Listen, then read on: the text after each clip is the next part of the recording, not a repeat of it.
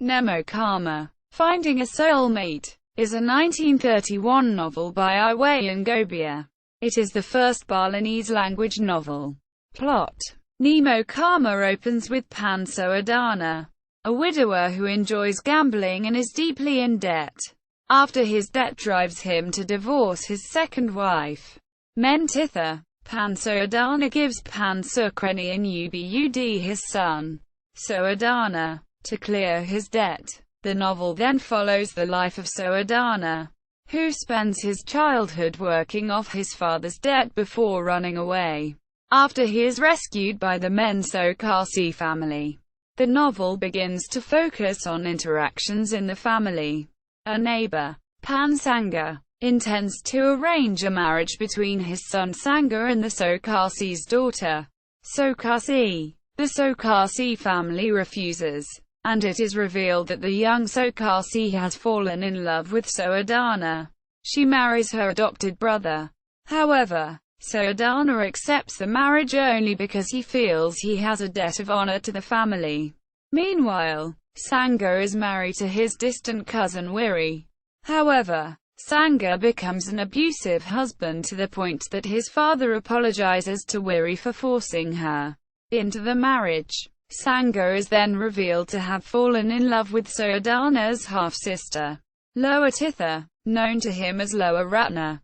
When he asks his father permission to marry Loa Tirta, Pan Sanga refused as her genealogy was unclear.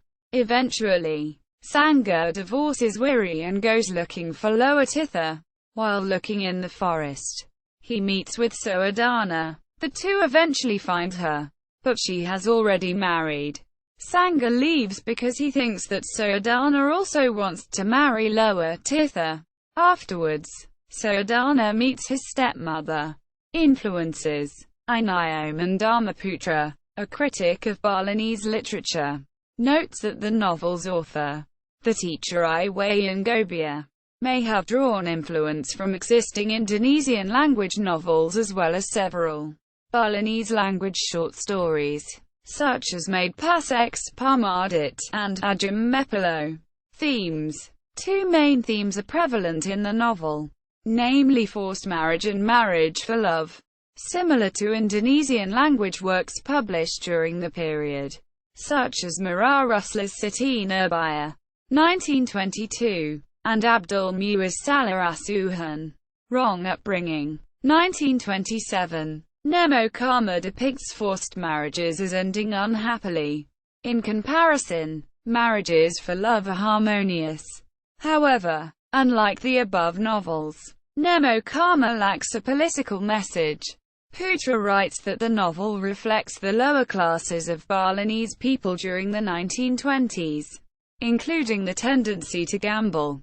He writes that it also includes messages about the importance of belief in Ida Sanghyang Widi, Wasa, education, and discourses on the importance of expensive traditional ceremonies. Release and reception: Nemo Karma was published by Balai Pustaka, the state-owned publisher of the Dutch East Indies, in 1931. However, contemporary cultural magazines such as Baumanegara and Jatarjo do not contain references to it, suggesting that it may have had limited distribution.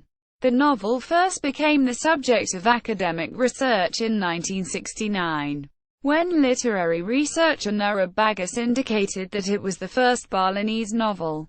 This was followed by several papers published over the next decade by different scholars. It has since commonly been considered the origin of modern Balinese literature, despite the existence of earlier short stories. This may be because Nemo Karma was more accessible. The next Balinese novel, Milanjaran Karsasak, was published in serial format in Jatarjo from 1935 to 1939. References: Footnotes. Bibliography.